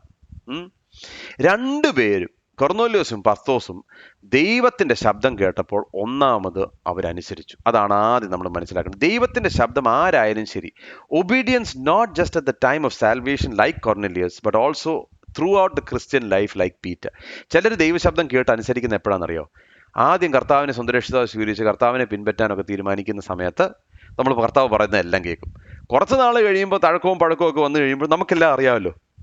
നമ്മളെ ആർക്കും പഠിപ്പിക്കാൻ പിന്നെ പറ്റത്തില്ല. നമ്മളങ്ങ് ആത്മീയത മൂത്തങ്ങേ അറ്റത്തിരിക്കുക. ആരെങ്കിലും എന്തെങ്കിലും പറഞ്ഞാൽ നമുക്ക് പറ്റത്തില്ല, നമുക്ക് ഉൾക്കൊള്ളാൻ പോലും പറ്റത്തില്ല. എന്നിട്ട് പത്രോസ് എന്താ ചെയ്യുന്നത്? പാർക്കാൻ അവരോട് പറയാ, നിങ്ങൾ എൻ്റെ കൂടെ അങ്ങ് താമസിക്കുക, പത്രോസിനോട് പറയാ. അപ്പൊ നിങ്ങൾ മനസ്സിലാക്കണം, പത്രോസിന്റെ ആറ്റിറ്റ്യൂഡിൽ എന്തുമാത്രം വ്യത്യാസമുണ്ടായി ദൈവശബ്ദം കേട്ട് കഴിഞ്ഞപ്പോൾ. ഒരു യഹൂദനെ സംബന്ധിച്ചുള്ള ഒരിക്കലും ഒരു ജാതി എൻ്റെ വീട്ടിൽ താമസിക്കുകയോ ജാതികളിൽ നിന്ന് ഒരുത്തനെ പിടിച്ച് വീട്ടിൽ താമസിപ്പിക്കുകയോ ചെയ്യുന്നത് അന്നത്തെ കാലത്ത് അവർക്ക് ചിന്തിക്കാൻ പോലും പറ്റാത്ത കാര്യമാണ്. എന്നാൽ ദൈവശബ്ദം കേട്ട് കഴിഞ്ഞപ്പോൾ പത്രോസ് അനുസരിച്ചു. അപ്പോൾ ഇവിടെ നമ്മൾ മനസ്സിലാക്കേണ്ട കാര്യം, പ്രിയമുള്ളവരെ, when God tells us something, നമ്മുടെ പാരമ്പര്യത്തിന് വിപരീതമായിട്ടാണ് കാര്യമെങ്കിലും നമ്മൾ ദൈവശബ്ദം അനുസരിക്കണം. ഒരുപക്ഷെ നമ്മൾ കുഞ്ഞിലെ തൊട്ട് ഇങ്ങനെ നമ്മൾ ശീലിച്ചിട്ടില്ല, ജാതികളുടെ കൂടെ നമ്മൾ പോയി ശീലിച്ചിട്ടില്ല, കുഴപ്പമില്ല. ദൈവശബ്ദം കേൾക്കുമ്പോൾ അനുസരിക്കണം. We should obey. അല്ല, ഞാൻ ഇത്രയും കാലം ഇങ്ങനെ ചെയ്തിട്ടുള്ളൂ, അതുകൊണ്ട് ഞാൻ ഇങ്ങനെ മാത്രമേ പറയത്തുള്ളൂ എന്ന് പറഞ്ഞ് വാശി പിടിച്ചിരിക്കാൻ ഒക്കത്തില്ല. പത്രോസേ, നീ ഒന്നാമനായിരിക്കും അപ്പോസ്തലന്മാരിൽ, പക്ഷെങ്കിൽ ഒരു കാര്യം നീ മനസ്സിലാക്കണം, നിനക്ക് പഠിക്കാൻ ഒരുപാടുണ്ട്. We have to have a teachable spirit. പല കാര്യങ്ങൾക്കും നമ്മുടെ കണ്ണുകൾ ചിലപ്പോൾ അന്ധമായിരിക്കും. We might be blind to so many things. ഒരുപക്ഷെ ഒരു സഹോദരൻ വന്ന് നമ്മളോട് പറയുമ്പോഴായിരിക്കും നമ്മൾ തന്നെ ഓർക്കുന്നത്, അയ്യോ, ഇങ്ങനൊരു കാര്യം എൻ്റെ ജീവിതത്തിലുണ്ടോ? അങ്ങനൊരു കാര്യം നമ്മൾ കേൾക്കുമ്പോൾ തിരുത്താൻ നാം ബാധ്യസ്ഥരാണ്. പലപ്പോഴും നമ്മുടെ ചിന്ത നമുക്കെല്ലാം അറിയാം. എന്നാൽ ദൈവം ചിലപ്പോൾ നമ്മളോട് സംസാരിക്കുന്നത് നമ്മുടെ ഭാര്യമാരിലൂടെ ആയിരിക്കും, അല്ലേ? ഈ ഒരു സ്വഭാവം ശരിയല്ല എന്ന് പറയുമ്പോൾ, നീ ആരാ എന്നെ പഠിപ്പിക്കാൻ? ഒരിക്കലും പാടില്ല. ചിലപ്പോൾ നമ്മൾ കൂടെ പ്രവർത്തിക്കുന്ന സഹോദരന്മാരായിരിക്കും നമ്മളോട് പറയുന്നത്, സഹോദര, ആ പറഞ്ഞത് ശരിയായില്ല. ഓക്കെ, അപ്പം നീ ആരാടാ? ചിലപ്പോൾ നമ്മളെക്കാട്ടും പ്രായക്കുറവുള്ളവരായിരിക്കാം, ചിലപ്പോൾ നമ്മുടെ വെരി ജൂനിയേഴ്സ് ആയിരിക്കാം, ചിലപ്പോൾ നമ്മുടെ മക്കളെ തിരുത്താൻ നാം ബാധ്യസ്ഥരാണ്. പത്രോസിന്റെ ജീവിതത്തിൽ സംഭവിച്ചത്, ദൈവശബ്ദം കേട്ടപ്പോൾ തൻ്റെ ജീവിതത്തിലും രൂപാന്തരം. പത്രോസിനെ കണ്ടു കഴിഞ്ഞപ്പോൾ എന്താ ചെയ്തത്? പത്രോസിനെ കണ്ടു കഴിഞ്ഞപ്പോൾ കൊർന്നേല്യോസ് കാലേ വീണ് നമസ്കരിച്ചു. കാലേ വീണ് നമസ്കരിച്ച ഉടനെ എന്താ പത്രോസ് ചെയ്തേ? എഴുന്നേറ്റ്. എൻ്റെ കാഴ്ചപ്പാടിൽ പത്രോസിന് ദേഷ്യം വന്നു കാണും. കാരണം എനിക്കറിയാം എന്തൊക്കെ പൗലോസും ശീലാസും ഒക്കെ പോയിക്കൊണ്ടിരുന്നപ്പോഴും പഴയ അപ്പസ്തോലന്മാർ ആരാധന അവർക്ക് വന്നു കഴിയുമ്പോൾ അവർ കുപിതരാകും. അവർക്കത് സഹിക്കത്തില്ല. അവർ പറഞ്ഞു, എഴുന്നേറ്റ് നിൽക്കുക. നിങ്ങൾക്ക് വലത്തെ വശത്ത് ഒരു പടം കാണാം എന്ന് ഞാൻ വിശ്വസിക്കുകയാണ്. കാണാമോ എന്ന് എനിക്ക് അറിഞ്ഞുകൂടാ, നോക്കട്ടെ. കാണാമോ? ഓക്കെ. ആ പടം എന്ന് പറയുന്നത് ഈ വാറ്റിക്കനിൽ സെന്റ് പീറ്റേഴ്സ് ബെസലിക്കയുടെ മുമ്പിൽ പത്രോസിന്റെ വലിയൊരു 12 അടി നീളമുള്ള 10 അടി നീളമുള്ള വലിയ ഒരു പ്രതിമയുണ്ട്. പത്രോസിന്റെ വലിയൊരു പ്രതിമയുണ്ട്. വലത്തെ കാലയിലുള്ള ഈ കാലിൻ്റെ വിരലുകൾ ഒന്നുമില്ല. അതിൻ്റെ കാരണം എന്ന് പറഞ്ഞാൽ, അനേക വർഷമായിട്ട് ആളുകൾ വരുമ്പോൾ ഈ കാലെ വീണ് അവർ മുത്തും. അവർ മുത്തി ഇപ്പം ആ പ്രതിമയുടെ കാലിലുള്ള വിരലുകളൊന്നും ഇല്ല. പത്രോസ് സ്വർഗത്തിൽ നിന്ന് ഇത് കാണുന്നുണ്ടെങ്കിൽ പത്രോസ് എന്നാ പറയുന്നറിയോ? നിങ്ങൾ എന്തിനാ പരിപാടിക്ക് പോകുന്നത്? നിങ്ങൾ എന്തിനാ പരിപാടിക്ക്? ഞാൻ നിങ്ങളെപ്പോലൊരു മനുഷ്യനല്ലേ, just a man like you. എന്നാൽ നമ്മുടെ മനുഷ്യർ, കൊർന്നേല്യോസ് നല്ല മനുഷ്യനായിരുന്നു അല്ലേ, ചീത്ത മനുഷ്യനൊന്നും അല്ലായിരുന്നു, he was A good man. പക്ഷെ നമ്മുടെ മനുഷ്യരുടെ ഒരു പ്രത്യേകത എന്ന് പറഞ്ഞാൽ, ആരെങ്കിലും നമുക്ക് കണ്ടു കഴിഞ്ഞാൽ ഇവരെ ആരാധിക്കാൻ, ഒരു ദൈവ മനുഷ്യനെ കണ്ടു കഴിഞ്ഞാൽ നമ്മളങ്ങ് ആരാധിക്കാൻ പോകും. അപ്പോൾ ഈ വിശുദ്ധന്മാരോടുള്ള പ്രാർത്ഥന, ഇതൊക്കെ നമ്മൾ ചിലപ്പം പറയാം അതൊന്നും നിങ്ങൾ ചെയ്യാൻ പാടില്ല, അത് ശരിയാ. ഇന്നത്തെ കാലത്ത് ഈ ആൾ ദൈവങ്ങളോ അല്ലെങ്കിൽ ഈ പറയുന്ന ഈ അപ്പോസ്തലന്മാരും ഈ വലിയ കർത്താവിൻ്റെ അഭിഷക്ത ദാസന്മാരെയൊക്കെ കാണുമ്പോൾ ഇത് തന്നെയല്ലേ നമ്മൾ കാണിക്കുന്നത്. നമ്മൾ പറയും ഏതാ, നമ്മൾ വളരെ വ്യക്തമായിട്ട് പറയും നിങ്ങൾ വിശുദ്ധന്മാരോട് പ്രാർത്ഥിക്കരുത്, അത് ചെയ്യരുത്, ഇത്. പക്ഷേ ഇത് തന്നെയാണ് നമ്മൾ ഈ പറയുന്ന ആളുകളെ കാണുമ്പോൾ, അയ്യോ ആ അഭിഷക്തൻ എൻ്റെ വീട്ടിൽ വന്നു കഴിയുമ്പോഴത്തേക്ക് നമ്മൾ അങ്ങ് ആദരിക്കരുതെന്നല്ല ഞാൻ ഈ പറയുന്നത്, ആദരിക്കണം. പക്ഷെ ദൈവത്തിന് കൊടുക്കേണ്ട മഹത്വം ഒരിക്കലും മനുഷ്യന് കൊടുക്കരുത്. കാരണം മനുഷ്യന് കൊടുത്തു പോയോ അവർ നമ്മളെ നിരാശപ്പെടുത്തും. ഇന്നലെ വരെ അയ്യോ വലിയ ദൈവ മനുഷ്യനാന്ന് പറഞ്ഞ് നടക്കുന്നവനായിരിക്കും നാളെ താഴെ പോകുന്നത്. ദൈവത്തിന് കൊടുക്കേണ്ട മഹത്വം ദൈവത്തിന് വേണ്ടി മാത്രം. ഒരിക്കലും ഓവർ റേറ്റഡ് ആയിട്ടുള്ള ഒരു എന്താ പറയണ്ടേ, ഒരു ബിഹേവിയർ ഒരിക്കലും നമ്മൾ മനുഷ്യരോട് പാടില്ല. ആദരിക്കണം. നമ്മുടെ മുകളിൽ ദൈവം നമ്മളെ ആക്കി വെച്ചിരിക്കുന്ന പാസ്റ്റേഴ്സ് ആകട്ടെ, അവരെ നമ്മൾ ആദരിക്കണം. പക്ഷെ ഒരു അതിര് വിട്ടുള്ള പരിപാടി ഒരിക്കലും പാടില്ല. ചിലപ്പോൾ നമ്മൾ ഇവരെ ഇങ്ങനെ പൊക്കി പൊക്കി പൊക്കി അവരെ അങ്ങ് ദൈവദൂതന്മാർക്ക് തുല്യമാക്കുന്ന ആ ഒരു പ്രവണത ശരിയല്ല. കാരണം അത് ദൈവത്തിന് കൊടുക്കേണ്ട മഹത്വമാണ് നമ്മൾ മനുഷ്യർക്ക് കൊടുക്കുന്നത്. അതുകൊണ്ടാണ് പത്രോസ് അത് കേട്ട് കഴിഞ്ഞപ്പോൾ പറഞ്ഞു, അയ്യോ ഞാൻ നിന്നെ പോലൊരു മനുഷ്യനാണ്, നീ അത് ചെയ്യരുത്. ദൈവദാസന്മാർക്ക് അൺഡ്യൂ അറ്റൻഷൻ കിട്ടിക്കഴിഞ്ഞാൽ ദൈവദാസന്മാരും അത് തന്നെ ചെയ്യണം എന്ന് വിശ്വസിക്കുന്ന ഒരു വ്യക്തിയാണ് ഞാൻ. 34-ാമത്തെ അധ്യായ വാക്യം തൊട്ട് 43 വരെ. അപ്പോൾ പത്രോസ് വായ് തുറന്ന് പറഞ്ഞു തുടങ്ങിയത്. ഇവിടാണ് പത്രോസിന്റെ സുവിശേഷം നമ്മൾ കേൾക്കാം. പത്രോസ് സുവിശേഷം പ്രസംഗിച്ച് പല സ്ഥലങ്ങളിൽ നമ്മൾ കേട്ടു, പെന്തക്കോസ്ത് നാൾ മുതൽ. എന്നാൽ ഇത് ഇച്ചിരി വ്യത്യാസമാണ്.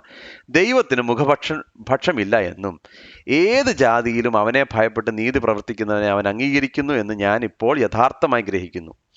അവൻ എല്ലാവരുടെയും കർത്താവായ യേശുക്രിസ്തു മൂലം സമാധാനം സുവിശേഷം കൊണ്ട് ഇസ്രയേൽ മക്കൾക്ക് അയച്ച വചനം, യോഹന്നാൻ പ്രസംഗിച്ച സ്നാനത്തിന്റെ ശേഷം ഗലീലയിൽ തുടങ്ങി യഹൂദിയയിലൊക്കെയും ഉണ്ടായ വർത്തമാനം. നസറാനായ യേശുവിനെ ദൈവം പരിശുദ്ധാത്മാവിനാലും ശക്തിയാലും അഭിഷേകം ചെയ്തതും ദൈവം അവനോടുകൂടെ ഇരുന്നതുകൊണ്ട് അവൻ നന്മ ചെയ്തും പിശാച് ബാധിച്ചവരെ ഒക്കെയും സൗഖ്യമാക്കിക്കൊണ്ടും സഞ്ചരിച്ചതുമായ വിവരം തന്നെ നിങ്ങൾ അറിയുന്നുവല്ലോ. യഹൂദ്യ ദേശത്തിലും യെരുശലേമിലും അവൻ ചെയ്ത സകലത്തിനും ഞങ്ങൾ സാക്ഷികളാകുന്നു. അവനെ അവർ മരത്തിന്മേൽ തൂക്കിക്കൊന്നു. ദൈവം അവനെ 3-ാം നാൾ ഉയർത്തെഴുന്നേൽപ്പിച്ചു. സകല ജനത്തിനുമല്ല, ദൈവം മുൻകൂട്ടി നിയമിച്ച സാക്ഷികളായി അവൻ മരിച്ചവരിൽ നിന്ന് ഉയർത്തെഴുന്നേറ്റ ശേഷം അവനോടുകൂടെ തിന്നുകുടിച്ചവരായ ഞങ്ങൾക്ക് തന്നെ പ്രത്യക്ഷനാക്കി തന്നു. ജീവികൾക്കും മരിച്ചവർക്കും ന്യായാധിപതിയായ ദൈവത്താൽ നിയമിക്കപ്പെട്ടവൻ അവൻ തന്നെ എന്ന് ജനത്തോട് പ്രസംഗിച്ച് സാക്ഷീകരിപ്പാൻ അവൻ ഞങ്ങളോട് കൽപ്പിച്ചു. അവനിൽ വിശ്വസിക്കുന്ന ഏവനും അവന്റെ നാമം മൂലം പാപമോചനം ലഭിക്കും എന്ന് സകല പ്രവാചകന്മാരും സാക്ഷ്യം പറയുന്നു. ഇവിടെ നമ്മൾ കാണുന്ന ഒരു കാര്യം, പത്രോസിന്റെ റെപ്രസെന്റേഷൻ ഓഫ് ദ ഗോസ്പൽ. അത് നിങ്ങൾ ശ്രദ്ധിക്കണം.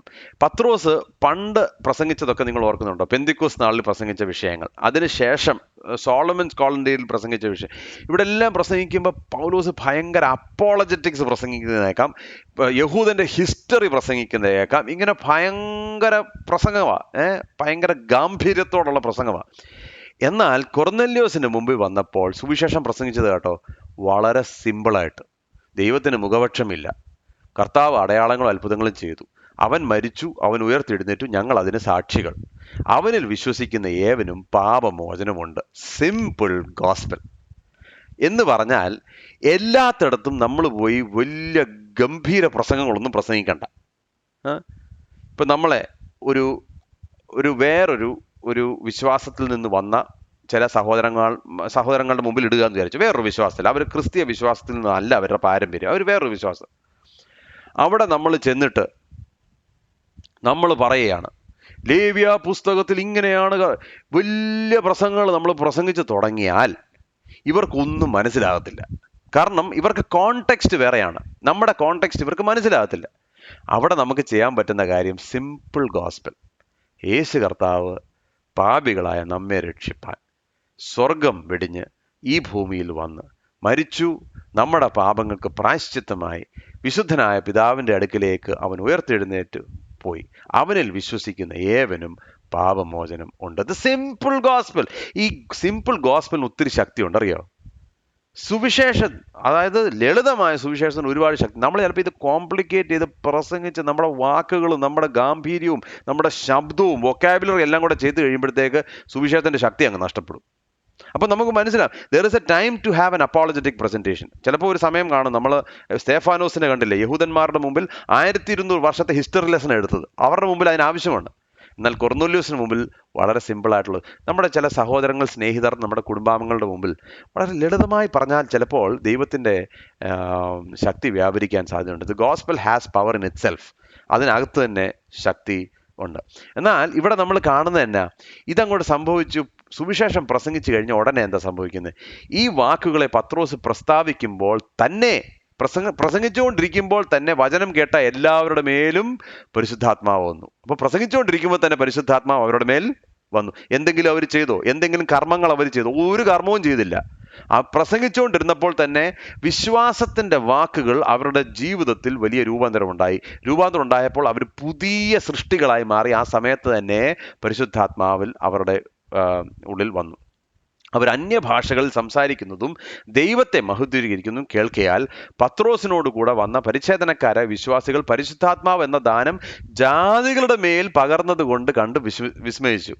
നമ്മെപ്പോലെ പരിശുദ്ധാത്മാവ് ലഭിച്ച ഇവരെ സ്നാനം കഴിപ്പിച്ചു കൂടാതെ വണ്ണം വെള്ളം വിലക്കുവാൻ ആർക്ക് കഴിയും എന്ന് പറഞ്ഞു. പത്രോസ് അവരെ യേശുക്രിസ്തുവിന്റെ നാമത്തിൽ സ്നാനം കഴിപ്പിപ്പാൻ കൽപ്പിച്ചു.